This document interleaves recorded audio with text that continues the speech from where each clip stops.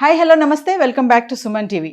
రెజ్లింగ్లో final ఫైట్కి సిద్ధమైన Vinesh Phogat disqualify అవ్వడానికి డైటే కారణమా?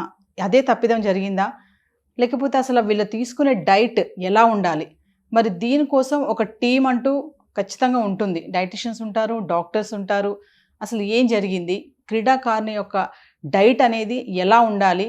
ఎలా ఉంటే వాళ్ళు క్వాలిఫై అవ్వడానికి ఛాన్సెస్ ఉంటాయి. మరి దీని మీద మాట్లాడడానికి sports and clinical dietitian Lakshmi Tejaswi గారు ఉన్నారు. మేడంతో మాట్లాడదాం. నమస్తే మ్యామ్. నమస్తే నవీన. మ్యామ్, మరి చూసుకుంటే Vinesh Phogat right only 100 grams ఉండడం వల్ల బ్యాక్ వచ్చేసింది, డిస్క్వాలిఫై అయిపోయారు. అసలు చూసుకుంటే స్పోర్ట్స్ పర్సన్కి డైట్ అనేది ఎలా ఉండాలంటారు? అసలు స్పోర్ట్స్ పర్సన్కి డైట్ అనేది చాలా డిఫరెంట్గా ఉంటుంది. నార్మల్ మనం వెయిట్ లాస్ కానీ వెయిట్ గెయిన్ అయ్యే వాళ్ళకి కానీ లేకపోతే డయాబెటీస్ ఉన్న వాళ్ళకి థైరాయిడ్ ఉన్న వాళ్ళకి డైట్ కన్నా చాలా డిఫరెంట్గా ఉంటుంది. ఎందుకంటే వాళ్ళు పడే ఫిజికల్ యాక్టివిటీ, ఫిజికల్ కష్టాలు ఇంకా ఎక్కువగా ఉంటాయి. వాళ్ళ ట్రైనింగ్ సెషన్స్ కూడా డిఫరెంట్గా ఉంటాయి. సో వాళ్ళు ఎంతసేపు ట్రైన్ చేస్తున్నారు ఆ స్పోర్ట్కి, లైక్ ఫర్ ఎగ్జాంపుల్ లైక్ ఇప్పుడు రెజ్లింగ్ లేకపోతే టెన్నిస్, బ్యాడ్మింటన్, వాళ్ళ డేకి ఎన్ని అవర్స్ ట్రైన్ చేస్తున్నారో దాన్ని బట్టి మేము ఆ న్యూట్రిషన్ స్కెడ్యూల్ అనేది డైట్ ప్లాన్ కానీ న్యూట్రిషన్ ప్లాన్ కానీ స్కెడ్యూల్ చేస్తామన్నమాట, ప్రిపేర్ చేస్తాం. సో వాళ్ళు ఎన్ని అవర్స్ ప్రాక్టీస్ చేస్తున్నారు, అది మార్నింగా ఈవినింగా, ఆర్ కొంతమంది మార్నింగ్ కూడా ప్రాక్టీస్ చేస్తారు, ట్రైనింగ్ చేస్తారు, కొంతమంది ఈవినింగ్ కూడా ట్రైనింగ్ చేస్తారు. సో దాన్ని బట్టి వీ విల్ సీ ఓకే ఎన్ని క్యాలరీస్ కావాలి, ఎంత కావాలి ఏంటి అనేది ఆ పర్టికులర్ టైంకి అండ్ మొత్తం డేకి ఎంత కావాలి అనేది చూసుకుంటాం అనమాట. మనం చూసుకుంటే అంటే స్పోర్ట్స్ని బట్టి కూడా వీళ్ళ యొక్క ఏమంటారు ప్రోటీన్స్ ఇవన్నీ కూడా చేంజ్ అవుతూ ఉంటాయా? పలానా స్పోర్ట్కి ఇలాంటి డైట్ ఉండాలి అనేది కూడా ఉంటుందా? సో స్పెసిఫిక్ స్పోర్ట్ బట్టి కాకుండా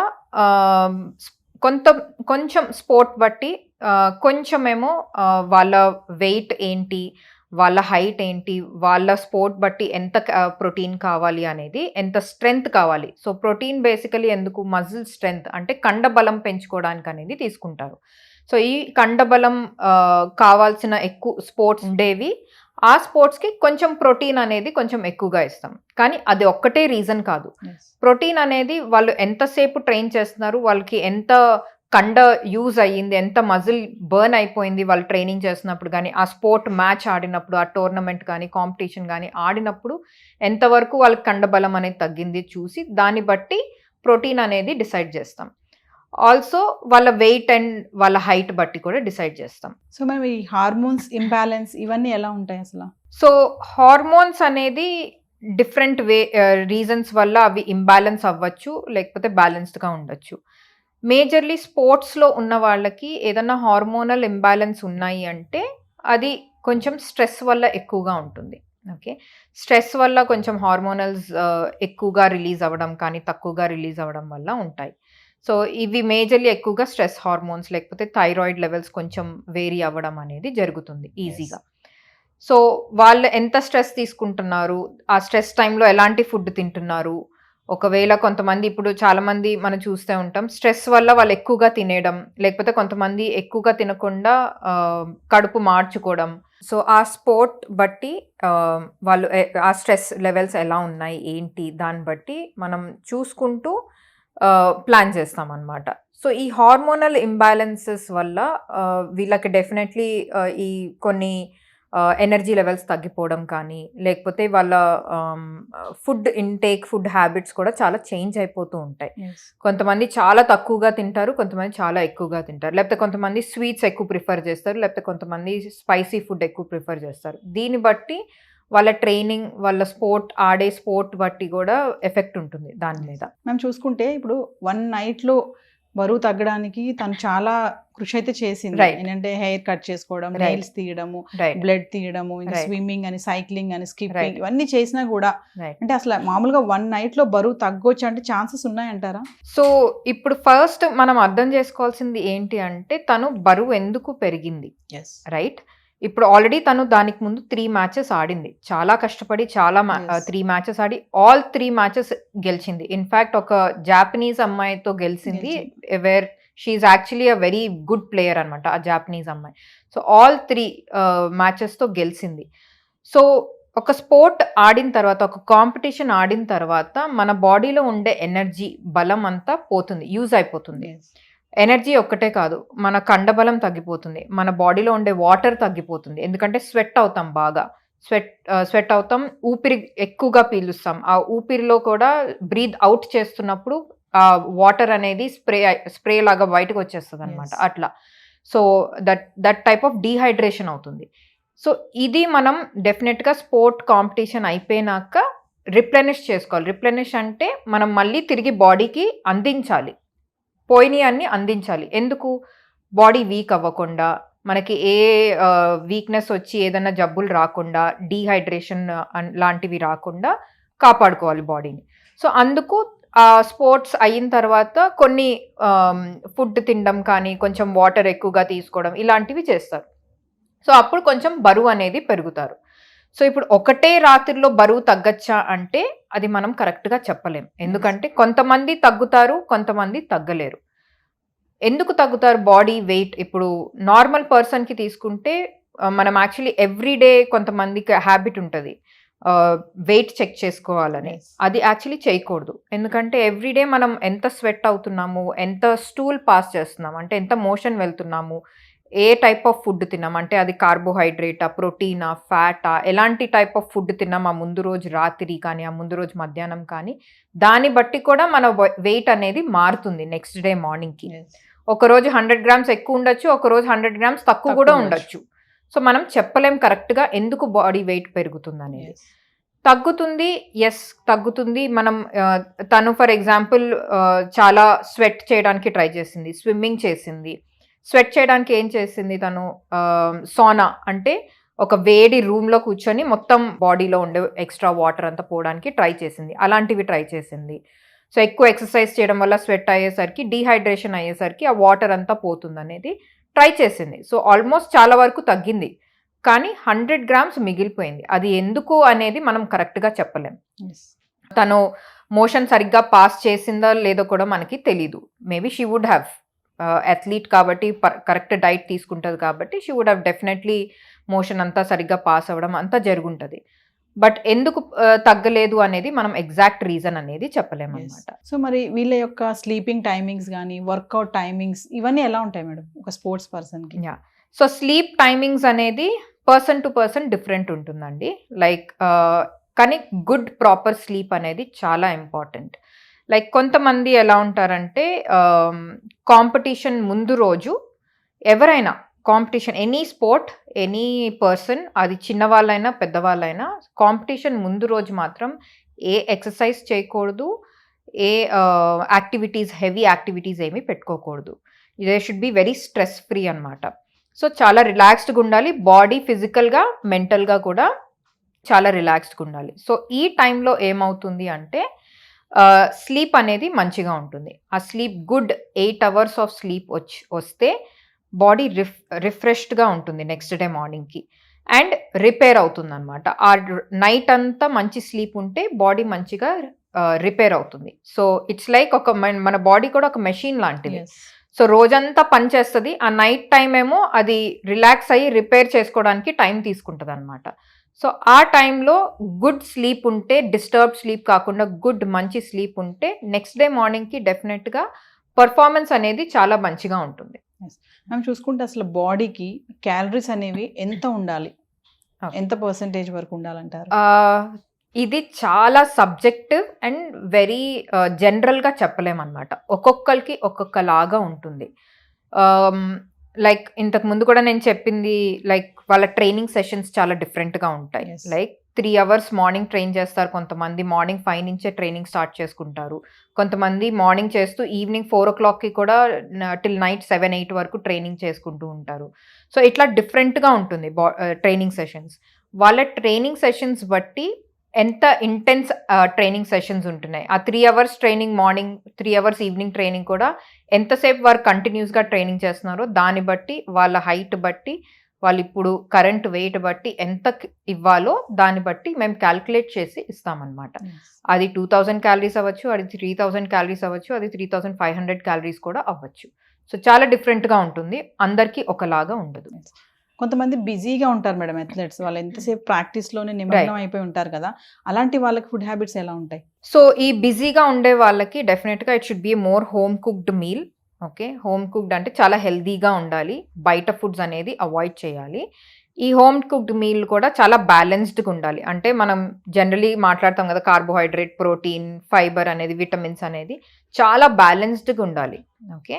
సో, ఈ బ్యాలెన్స్డ్ మీల్ అనేది కంపల్సరీగా తీసుకోవాలి. అండ్ ట్రైనింగ్ అయిన తర్వాత ఇమ్మీడియేట్‌గా ఏమన్నా తింటున్నారా లేదా చూసుకోవాలి. ట్రైనింగ్‌కి ముందు వాళ్ళేమన్నా తిన్నారా లేదా చూసుకోవాలి. ఎందుకు? ట్రైనింగ్‌కి ముందు ఎందుకు తినాలి? ఎనర్జీ కావాలి కాబట్టి. ఆ యెస్. బలం కావాలి. ట్రైన్ చేసుకోవడానికి. ఆ బ్యాడ్మింటన్ గానీ, టెన్నిస్ కానీ, స్విమ్మింగ్ చేయడానికి గానీ, ఆ ఎనర్జీ కావాలి. సో, డెఫినెట్‌లీ తినాలి. చాలామంది ప్లేయర్స్ ఏం చేస్తారంటే తినరు సరిగ్గా. అది. సో, డెఫినెట్‌గా వాళ్ళకి కావాల్సింది చూసుకొని ఆ ట్రైనింగ్ సెషన్ బట్టి ఫుడ్ ఇవ్వాలి. అండ్ నైట్ టైమ్ పడుకునే ముందు కూడా ఏం తింటున్నారో చూసుకోవాలి. వాళ్ళ ఫుడ్ కరెక్ట్ బ్యాలెన్స్డ్‌గా ఉందా ప్రోటీన్‌తో, కార్బోహైడ్రేట్స్‌తో, ఫైబర్‌తో అనేది చూసుకోవాలి. ఎస్పెషల్లీ నైట్ టైమ్ కొంచెం ప్రోటీన్, ఒక టైప్ ఆఫ్ ప్రోటీన్ ఫుడ్ ఎక్కువగా తీస్తే వాళ్ళకి ప్రోటీన్ స్లీప్‌లో తగ్గకుండా ఇంకా బ్యాలెన్స్డ్‌గా ఉండి నెక్స్ట్ డే మార్నింగ్‌కి ట్రైనింగ్‌కి గానీ, కాంపిటీషన్ మ్యాచ్‌కి కానీ ఇంకా హెల్ప్ చేస్తుందనమాట. యెస్. సో, ఇట్లా బ్యాలెన్స్ చేసుకుంటూ కంపల్సరీ రావాలి. సో, కంటిన్యూస్‌గా ప్రాక్టీస్ చేస్తూ మనము హైడ్రేటెడ్‌గా ఉండాలి అంటే ఎలా మేడం?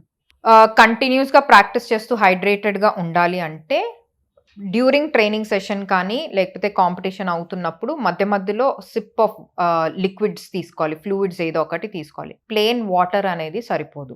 ఎందుకంటే మనం స్వెట్ అయినప్పుడు ఓన్లీ వాటర్ వెళ్ళిపోదు. దాంతో పాటు బాడీలో ఉండే సాల్ట్స్ అంటాం, ఎలక్ట్రోలైట్స్. సోడియం, పొటాషియం ఇట్లాంటివన్నీ కూడా వెళ్ళిపోతాయి బాడీలోంచి. సో, ఇవి కూడా మనం ఆ లిక్విడ్స్‌లో మనం వాటర్ తాగుతుంటే ఆ సోడియం, పొటాషియం ఉండే లిక్విడ్స్ తీసుకుంటే మనకి డీహైడ్రేషన్ అవ్వకుండా ఉంటుంది. ఎంత తీసుకోవాలి అంటే అది depends on person to person మళ్ళీ. యెస్. వాళ్ళకి ఎంత సేపు ట్రైనింగ్ చేస్తున్నారో చూసుకొని వాళ్ళకి 2 లీటర్స్ కావాలా, 3 లీటర్స్ కావాలా అనేది చూసుకుంటాం. కానీ ఒక్క స్టాండర్డ్ రూల్ ఏం పెట్టుకోవాలంటే, ఒక గంట ట్రైనింగ్ చేస్తున్నారంటే ఎనీవేర్ బిట్వీన్ 350 ఎంఎల్ నుంచి ఒక 500 ఎంఎల్ వరకు తాగొచ్చు. సో, ఇది కొంచెం స్టాండర్డ్‌గా పెట్టుకోవచ్చు అందరూ. 350 ఎంఎల్ నుంచి 500 ఎంఎల్ వరకు ఒక 1 అవర్‌లో. మళ్ళీ స్పోర్ట్ బట్టి కూడా డిఫరెంట్ ఉంటుంది అది. సో, ఇది స్టాండర్డ్‌గా పెట్టుకొని 3 అవర్స్ వాళ్ళు చేస్తున్నారంటే లెట్స్ టేక్ 350 ఆర్ 400 ఎంఎల్ వాళ్ళు 1 అవర్‌కి ఎవ్రీ 1 అవర్ తీసుకుంటున్నారంటే, సో 3 అవర్స్ 400 ఎంఎల్ వాటర్ తీసుకోవాలనమాట. యెస్. అట్లా కాలిక్యులేట్ చేసుకుంటూ తీసుకోవాలి. మేము కామన్‌గా చూసుకుంటే ఒక కామన్ మ్యాన్ ఒక రోజులో ఇంత వెయిట్ తగ్గాలి. సపోజ్ ఒక 2, 3 కేజీలు తగ్గాలి అంటే తగ్గే ఛాన్సెస్ ఉన్నాయా? అసలు ఎంత తగ్గొచ్చంటారా? 1 డే ఫాస్ట్ మెథడ్స్ అనేవి ఉండవు ఎక్కడా కానీ. ఓకే. సో, అండ్ అట్లా వెయిట్ తగ్గడం కూడా హెల్తీ కాదు. యెస్. డెఫినెట్‌లీ హెల్తీ కాదు. సో, కంపల్సరీ వాళ్ళు చూసుకుంటూ మెల్లగానే వెయిట్ తగ్గాలి. ఓవర్ ద కోర్స్ ఆఫ్ 15 డేస్‌లో కానీ, 30 రోజుల్లో వెయిట్ తగ్గేలాగా చూసుకోవాలి గానీ, 1 డే, 1 వీక్, 10 డేస్ అనేది గోల్ పెట్టుకొని 10 డేస్‌లో 10 కిలోస్, 10 డేస్‌లో 5 కిలోస్ ఇట్లా అయితే చేయకూడదు. యెస్. అండ్ 1 డేలో 2 కిలోస్ తగ్గిపోవాలనేది చూసుకోకూడదు. అది. సో, అలా చూసుకున్న వాళ్ళు ఏం చేస్తారంటే మరీ తిండి తగ్గించేయడం, ఆ రోజు అసలు ఏమి తినకుండా ఉట్టి ఒక గ్లాస్ పాలు తాగడం, లేకపోతే ఒక చపాతీ తినడం అట్లా చేస్తారు. సో, అలా తినడం వల్ల ఏమవుతుందంటే వాళ్ళకి వేరే న్యూట్రియంట్స్ ఏవి రావు. వేరే న్యూట్రియంట్స్ అంటే ఉట్టి ఒక చపాతీ, కొంచెం కూర తింటారు. ప్రోటీన్ ఏమి ఉండదు దాంట్లో. లేకపోతే వాటర్ సరిగ్గా తాగరు. సో, అవసరమైన క్యాలరీస్ ఆ బాడీకి ఆ రోజు కావాల్సింది రాదు.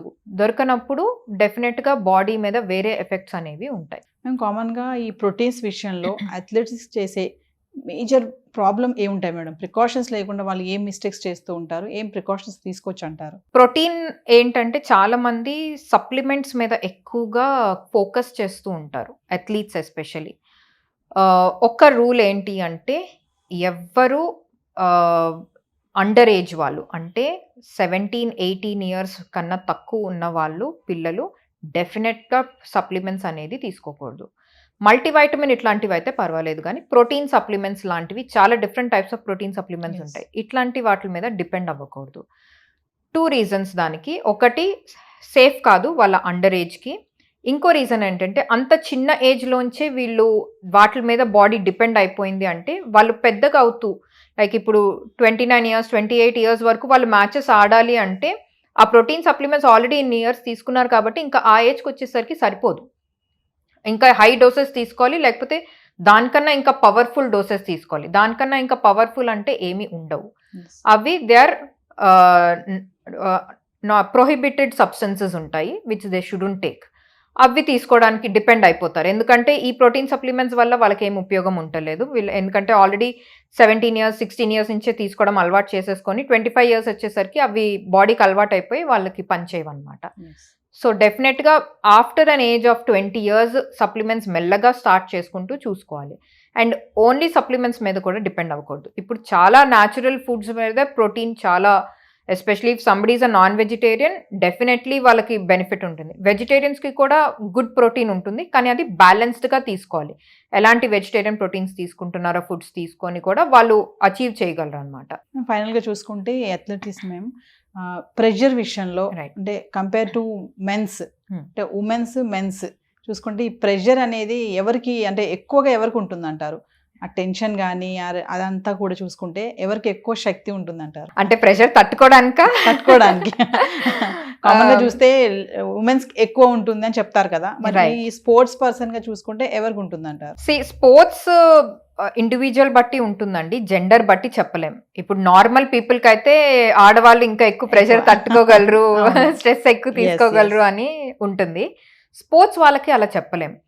వాళ్ళ మెంటల్ కేపబిలిటీ బట్టి ఉంటుందన్నమాట.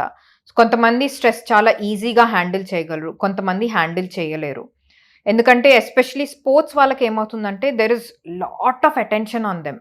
ఎంతో కోట్ల మంది జనాలు వాళ్ళని చూస్తున్నారు. వాళ్ళు ఎలా చేస్తారు, ఏంటి, గోల్డ్ తీసుకుంటారా లేదా సిల్వరా బ్రాంజా ఏంటి, అది ఏ గేమ్ అయినా, అది నేషనల్ అన్నా ఇంటర్నేషనల్ లెవెల్ అయినా పేరెంట్స్ ప్రెషర్ ఉంటుంది కొంచెం. సో ఇట్లా ప్రెషర్ ఉండేసరికి కొంతమంది ఏమీ పట్టించుకోకుండా క్యాజువల్గా they will just come finish play the match win and go. కొంతమంది ఆ స్ట్రెస్ తట్టుకోలేరు. ఆ తట్టుకోనప్పుడే కొంచెం వాళ్ళకి పాయింట్స్ లూజ్ అవ్వడము, లేకపోతే గోల్డ్ బదులు సిల్వర్ రావడము, సిల్వర్ బదులు బ్రాంజ్ రావడము, ఇట్లాంటి ఇవి జరుగుతాయి అట్లా. సో స్ట్రెస్ అనేది it is not equal or అన్ఈక్వల్గా కూడా ఉండదు, ఇండివిజువల్ బట్టి ఉంటుంది అనమాట. సో ఫైనల్ గా మేడం వీళ్ళు అసలు ఏం తినాలి ఏం తినకూడదు అంటే ఏం చెప్తారు మీరు? ఏమి తినకూడదు is very easy to tell. Junk food, in total junk food అనేది కంప్లీట్లీ స్టాప్ చేయాలి. ఇప్పుడు నార్మల్ పీపుల్కి మనం ఏం చేస్తామంటే, సరే వారానికి ఒకసారి ఒక చీట్ మీల్ పెట్టుకోండి, అంటే మీరు ఏదన్నా కొంచెం బిర్యానీ తింటానంటే తినండి, ఫ్రైడ్ రైస్ తింటానంటే తినండి, వారానికి ఒకసారి కొంచెం తినండి అంటాం. స్పోర్ట్స్లో అథ్లెట్స్ ఎస్పెషలీ వీళ్ళకి హూ ఆర్ కంపీటింగ్ నేషనల్ కానీ ఇంటర్నేషనల్ లెవెల్స్లో కంపీట్ చేస్తున్నారంటే వాళ్ళకి లైఫ్ లాంగ్ వాళ్ళ స్పోర్ట్ ఆడే వరకు ఎట్లాంటి జంక్ ఫుడ్ తినకూడదు. ఎందుకంటే ఆ కొంచెం కొంచెం ఆ వీక్లీ వన్స్ కానీ వన్స్ ఇన్ అ మంత్ తిన్నా కూడా ఇంపాక్ట్ ఉంటుంది నెక్స్ట్ డే వాళ్ళ స్పోర్ట్ మీద, ట్రైనింగ్ సెషన్లో కానీ లేకపోతే కాంపిటీషన్లో కానీ డెఫినెట్గా ఇంపాక్ట్ ఉంటుంది. సో కంప్లీట్గా తినకూడదని junk food, sugar based drinks, ఇట్లా ఎనర్జీ డ్రింక్స్ షుగర్ బేస్డ్ ఉంటాయి కదా, అట్లాంటివి తినకూడదు. న్యాచురల్ ఇంట్లో చేసుకోవచ్చు ఎనర్జీ డ్రింక్స్ కూడా, అట్లాంటివి ఫుడ్స్ తీసుకుంటే బెటర్.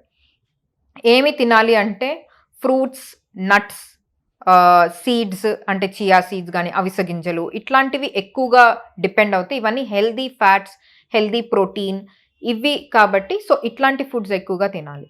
అండ్ న్యాచురల్ మన కల్చరల్ ఫుడ్ హ్యాబిట్స్తోనే ఎక్కువగా డిపెండ్ అవుతే బెటర్. సో లైక్ కొంతమంది ఏం చేస్తారంటే అఫ్ కోర్స్ బయట దేశాలకి కాంపిటీషన్కి వెళ్తున్నప్పుడు కొంచెం కష్టం అవుతుంది వాళ్ళకి ఫుడ్ హ్యాబిట్స్ వల్ల. కొంచెం అలవాటు చేసుకోవచ్చు బయట ఫుడ్ హ్యాబిట్స్, అంటే బయట లాంటి like different types of rice అట్లాంటివి ఏవో తింటారు కాబట్టి వేరే దేశాల్లో. సో అలాంటివి ఇంట్లో చేసుకొని తీసుకోవచ్చు కానీ బయట కొనుక్కొని తీసుకోవద్దు. ఎందుకంటే బయట చేసే ఫుడ్ కూడా అది ఎంత పెద్ద మంచి రెస్టారెంట్, ఆ కాస్ట్లీ రెస్టారెంట్ అయినా వాళ్ళు వాడిన ఆయిలే మళ్ళీ వాడతారు. దానికి వల్ల బ్యాడ్ ఫ్యాట్ అనేది బాడీలో ఎక్కువ అవుతుంది. ఫ్యాట్ ఎక్కువ అయ్యేసరికి ప్రెషర్ ఆన్ ద ఆర్గన్స్ ఎక్కువ అయ్యి వాళ్ళ పర్ఫార్మెన్స్ అనేది తగ్గిపోతుంది. మేము యాజ్ ఏ క్లినికల్ డైటిషియన్గా అంటే ఈమె డిస్క్వాలిఫై అవ్వడానికి రెగ్యులర్ డైటే కారణం అంటే ఏం చెప్తారు మీ అనాలిసిస్లో? అట్లా మనం చెప్పలేము. Actually we can't say that only diet వల్ల ఆర్ ఓన్లీ ఈ రీజన్ వల్ల అనేది చెప్పలేము. అక్కడ ఏం జరిగింది ఎవ్వరికీ తెలీదు. తను ఎంత కష్టపడింది ఆ వెయిట్ తగ్గడానికి మనం అందరం చూసాం. అక్కడ డాక్టర్స్, న్యూట్రిషనిస్ట్ వాళ్ళు స్పెసిఫిక్గా చూసుకున్నారు తన దగ్గర ఉండి.